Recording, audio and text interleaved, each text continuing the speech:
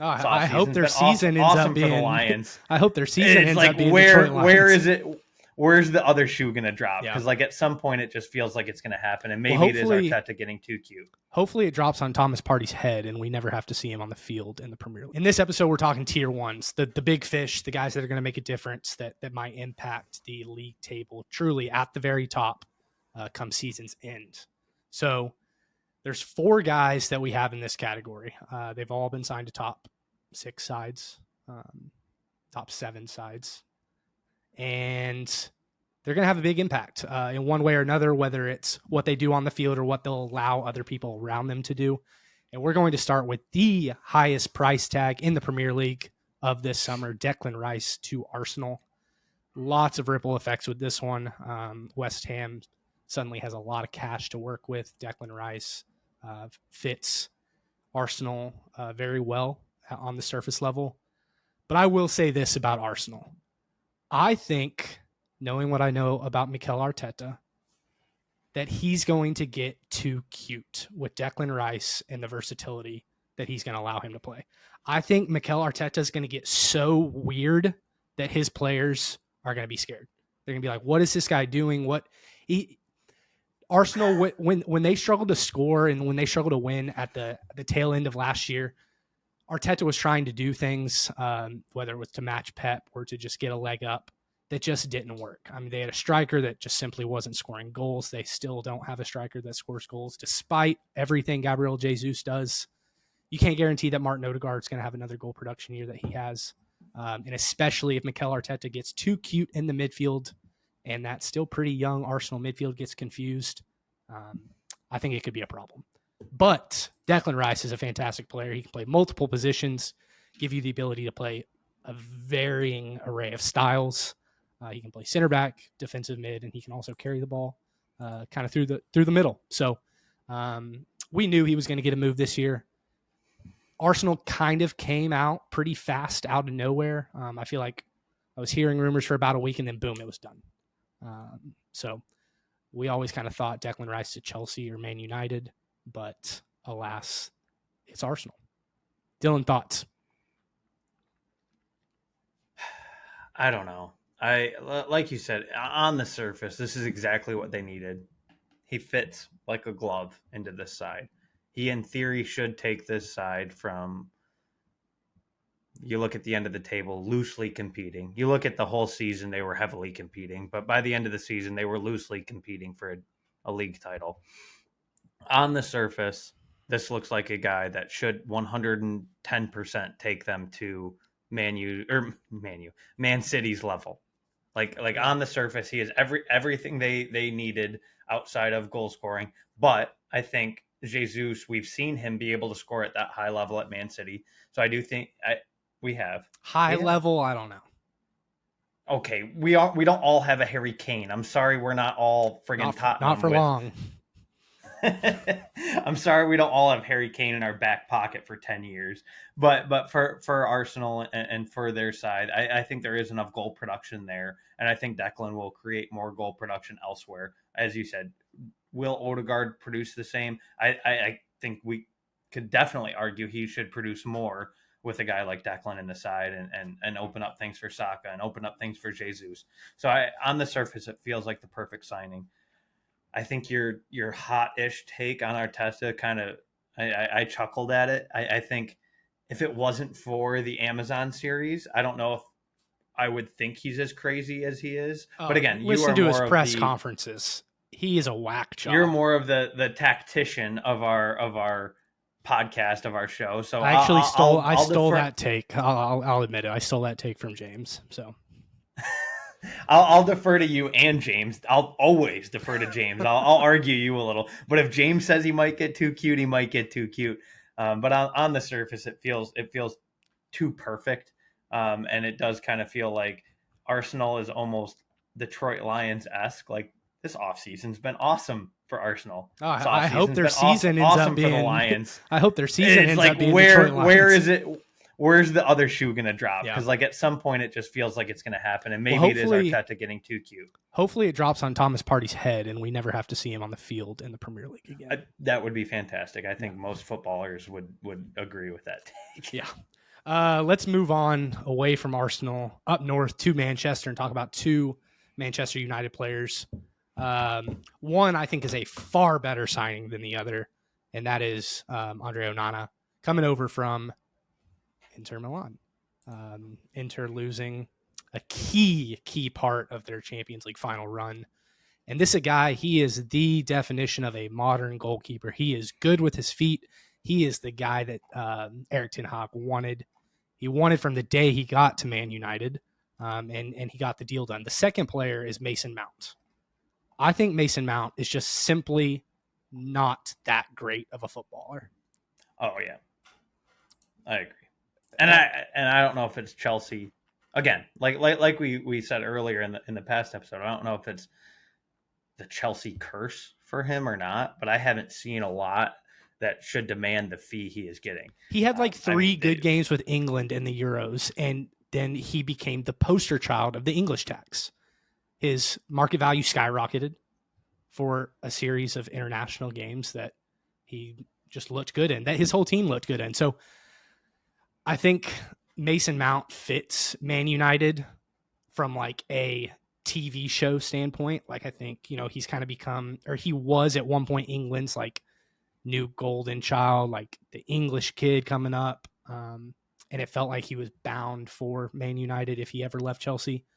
I just don't think it's going to make that much of a difference on the field. I don't think he does enough. He feels like a prototypical Man U bust to me.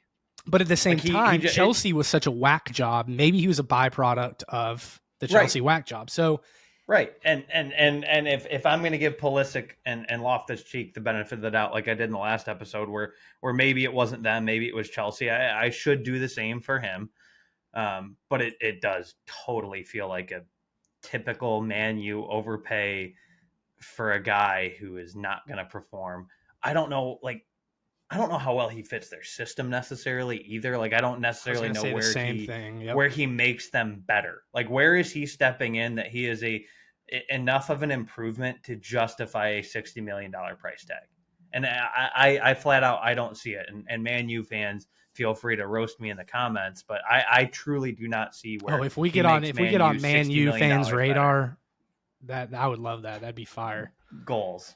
Onana, on the other hand, I absolutely love. As an Inter fan, I absolutely love it. He's probably one of my three favorite keepers in my lifetime of like truly, not that he's one of the three best I've watched, but he's probably one of my three favorite. The way he is able to play the ball, his shot stopping ability, he is elite. But I, as a Newcastle fan, also look at 12 million for Nick Pope or 45 million for Onana. It's like, that's a lot of money on a keeper. Is he amazing? He is. But $45 million on a keeper is a lot of money.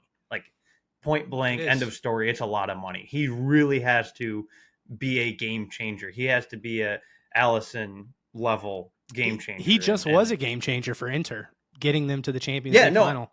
Right. So I think he absolutely has been, but like will his ball playing ability play the same in the Premier League as it did in Serie A or in the Champions League?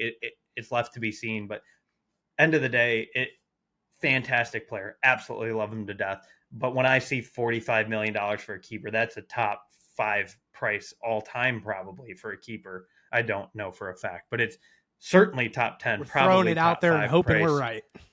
Just like we do. It's probably a top 5 price for a keeper all time. So there is always some risk with that. But if you are going to do that at this point in time on a keeper that has proven himself on the international level, still hasn't hit his peak by stereotypical age of keeper peaks, he seems like a good fit. So while I love bagging on Man U and it does seem like a high price tag for a keeper, he is if anybody's worth 45 million as a keeper this summer, it's certainly Onana. Yeah, agreed. I got one more thing on Mason Mount and how he fits into Ten Hag's tactics. They play a 4-2-3-1. He kind of fits. Bruno Fernandes plays that number 10, that the more attacking midfielder, and then obviously they've got Casemiro as their number 6. It kind of just feels like Eriksen and Mount will kind of play that same position in the build up. They kind of play more of a left mid, kind of off the back of Marcus Rashford. So he's really just going to be there to take up space, which I think he'll do fine at. So It's a lot of money for a guy to take up. it is. It is. Speaking That's of a all I lot gotta of say. money, Aston Villa continuing to splash the cash. That's kind of hard to say when you haven't slept very much the night before. They secure the Bayer Leverkusen star boy, Moussa Diaby. Is that his first name? Yeah. Okay. Yep. I don't watch Bayer Leverkusen very much, but Diaby's a name that I've heard for 3 years now. I think that he has a point to prove. He's not coming in as this lauded player internationally, even though within the soccer circles he has a lot of respect. He's not like an Antony that's coming in for 95 million. And I just think he's going to have a good head on his shoulders, going to the right place under the right coach. And I think it's going to be a great move for Villa. Yeah, he's a guy that I was begging. Like I said earlier, Madison was probably my number one. I would say, like going into the window, I would say Diaby was my 1B, if you will. Probably made more sense for our fit. I just have a weird infatuation with Jay Madison. I don't know if it's the darts. I don't know if it's the tats or the hair. I don't know what it is. I have a weird infatuation with him, but Diaby's a fantastic player. I will say though, I as a Newcastle fan and fitting our system, I would much rather Harvey Barnes at 37 million over Diaby at 52 million. But Why? It's not your think money. Who cares? Financial fair play, man. We're not all Chelsea. We haven't all made billions of dollars for the last 10 years on Champions League. But you so we could be spend Chelsea wisely. because you literally are also the Saudi Arabian league. So, but there's rules now. There's rules allegedly, supposedly, allegedly. Who knows what the rules are? We'll never know. Maybe Nick can help us with that. but I do think Diaby will fit in really, really nicely with Villa. I think Villa is going to be a massive, massive threat. I think they're going to be what people thought Newcastle would be coming into this year. I think that's what Villa will be coming into this year. I think Newcastle kind of pushed the envelope a little bit, overachieved last year. So now we're in that weird spot of there are expectations. We have had money, but not quite crazy money. And Villa flat out has had some crazy money to spend this window. And I think they've spent it very well. I think, as I said in the last episode, top 2 or 3 manager in all of the Premier League. So I don't want to say excited because I don't like Villa, but I am a little bit excited to see what Emery is able to do with these signings, especially Diaby, because I feel like he fits Emery's system and what they've already started to build there at Villa really well. Yeah, pretty good little talking points on Diaby there. Let's move on to the last tier 1 player. I'm sure we forgot somebody over the last 3 tiers. But this one is one that's noteworthy because it is another Toon Boy. I don't know what do you call Newcastle guys? Tonali. There you go. The story writes itself. Hey, put it on a t-shirt. I'm very excited. This isn't a guy, honestly, that was on my radar coming into the summer. I think he was only for sale because of the issues the Italian clubs are having with finances. He's a guy that AC Milan did not want to let go. And he didn't necessarily want to leave AC Milan. Like his interview was rough to watch. He did not look very enthusiastic. He is an AC guy at heart, but he very saw a project Italian he believed in. And I've heard the whole mercenary thing time and time again with Newcastle, but we are on a very strict wage structure. So he's not getting, like, he is getting a pay increase, but he's not like making an extra $100,000 a week or anything crazy. Like, he is still within our pay structure. I do think he believes in the project. I think he fits Eddie's project really well. I also think his reaction to the training ground and his interview, I think is probably a little overblown. I just don't in translation. I just don't think he's a guy with a lot of personality. I think he just shows up to the field, plays soccer, and goes home. He's not Bruno. He's not going to be like talking about how much he loves the tune and how much he's just never going to be that guy. And that's flat out. That's part of becoming an elite European side. Like, you didn't hear Messi like goo goo gaga over Paris. Like, he was there to do a job. He showed up, did it, played well, did his stuff off the field, but like, not everybody's going to be Bruno. Not everybody's going to, and if Tonali gets the fuck out, as you said, in 4 years, but we make a Champions League semifinal, I don't think anybody cares. Like, hey, man, Way like to, way to, way to set the bar high. he no, but like he fits a need. Yeah. We had a need. I do think it makes our midfield obviously infinitely better. But you look at our midfield now, and last year, especially competing in multiple competitions late into the year and trying to push for Champions League, we were short in the midfield. But I think you get a midfield of Willock or Joel Linton, Bruno, and Tonali. That's a top five midfield without question in the Premier League. And then you look at what that leaves you. It leaves you either Joel Linton or Willock, Elliot Anderson, who has been absolutely fantastic. And my God, who am I missing? I'm missing Yikes. somebody.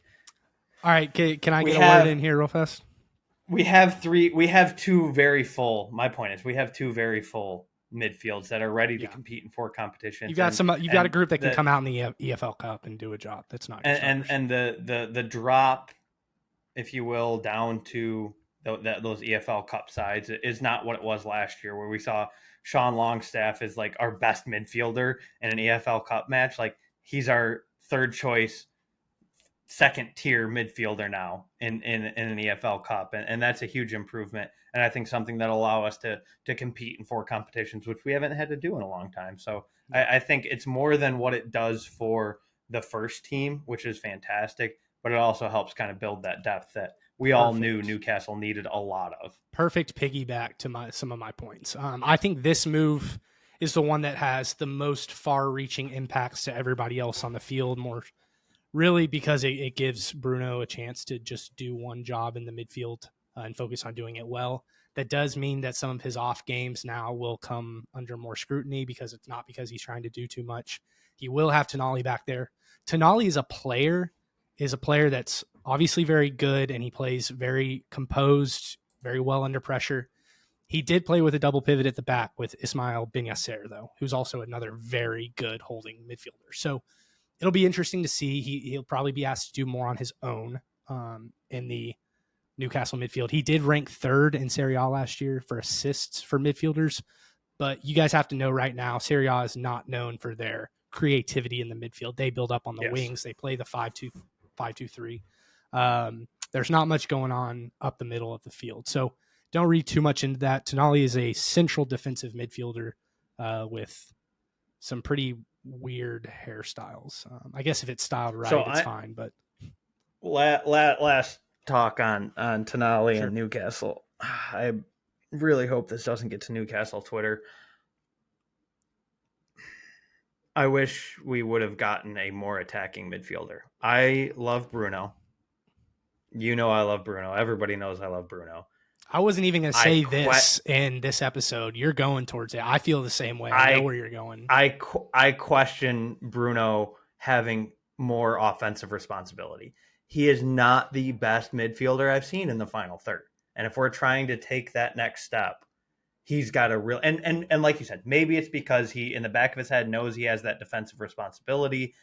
We'll see how it plays out. But on the surface, I am a little worried about Bruno being too much of a focus on the attacking third, because I haven't seen a lot just visually. And again, I'm not the tactician guy that you are, but I just haven't seen a ton of Bruno that makes me overly confident in that final third if he is going to be asked to forgo some of those defensive responsibilities to play forward. The thing I loved most about Bruno was his motor in the midfield, the ball winning in the midfield, and then the outlets from the midfield.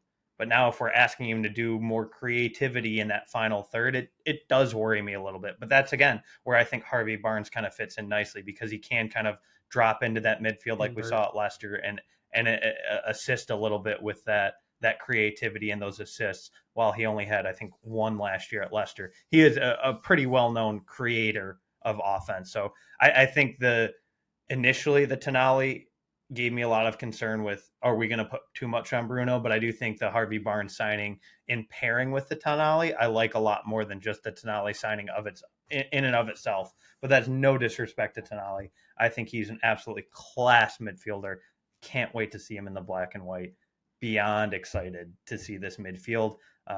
but even more so knowing that Bruno has a little creative help from that wing, which we didn't see before because ASM would play so out wide. Gordon would play so out wide, but because Barnes can invert a little bit, I think it'll take a little bit off of Bruno's plate and maybe it'll work really well. Barnes And was at this also point, playing off of Madison up front, though, and he won't have that at Newcastle. So it'll be another guy that'll be asked to do more on his own in a specific spot of the midfield. So it'll just be these guys will have to grow up. If you're looking on the spectrum of Brazilian midfielders, Bruno is much more on the Casemiro spectrum than the Falcao spectrum. Oh, yeah. 100%. He's not a flashy player that's going to do the round the worlds and all whatever. That was part of my worry initially with signing a true defensive midfielder instead of attacking. But I do think Barnes will alleviate some of that. I know you said this was our last one. I don't like doing this because I hate Liverpool, but I have to do this. Sobolewski, or however the heck you say his name, fantastic signing for them, especially in pairing with McAllister. Their midfield was atrocious. Like I would argue bottom half of the Premier League last year, and it's Liverpool we're talking about. Yeah. So I think they have done a fantastic job revamping their midfield. I will also say, though, I don't want to hear a damn thing from Jurgen Klopp about not spending money because you just dropped $70 million on a midfielder so you can kick rocks and take those press conferences elsewhere because you are spending money. You do have money. You are a Big Six club. I don't want to hear it. You had a good signing. Run with it. Play well. And I don't want to hear excuses. Yeah, props to Liverpool for missing out on Bellingham and then just going straight away with their business. Damn good job after missing out on it. Rebuilding their midfield.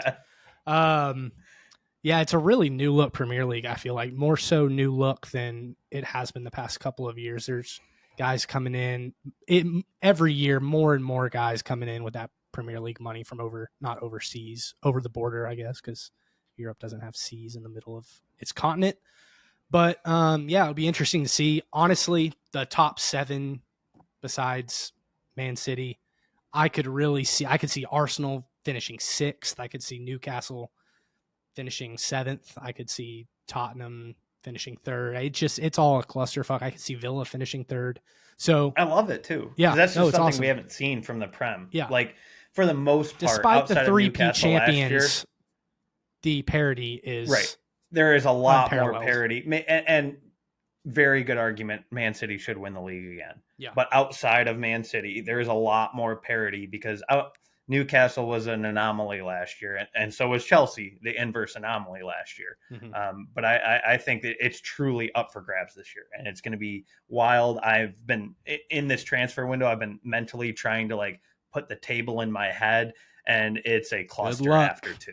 One and 2 are relative locks, City and Arsenal. But after that, your guess is as good as mine. I feel confident somebody who's never watched soccer could guess as good as me if you gave them 8 teams and told them to rank them. Well, our predictions are coming. They're coming, and we'll revisit them. We're almost there. Yeah, we have what, 3 weeks from the start of the Premier League, which is wild and very exciting. Yeah. Guys, we appreciate you all watching as always. I'm glad we split these episodes up because I knew we were going to run long on tier 1. Make sure to hit the subscribe button. It's free. It helps us. It has no impact on you. So go ahead and hit the subscribe button, the like button, share this with your friends, and we will talk to you all next time. Cheers.